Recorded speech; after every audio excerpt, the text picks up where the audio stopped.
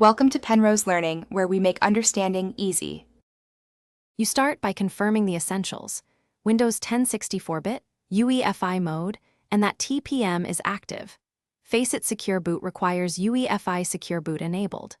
Once you've backed up files and made a restore point, you disable Fast Startup in Power Options because it can block firmware changes. Now reboot into UEFI firmware settings using settings right arrow update and security right arrow recovery, right arrow restart now. Advanced. Make sure to note any boot device passwords. You'll need them when toggling Secure Boot. You'll now perform the central change. Enable Secure Boot in UEFI. First, press the manufacturer key at startup, Del or F2, and navigate to boot or security menus. Make sure boot mode is UEFI, not Legacy or CSM, because Secure Boot depends on UEFI. Locate Secure Boot, set it to enabled, and when prompted, choose to install or restore factory secure keys. This validates Microsoft-signed bootloaders. After applying changes, use Save and Exit.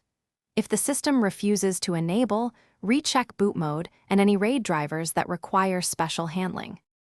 Once Secure Boot is enabled and you boot back to Windows, open System Information to verify Secure Boot state is on.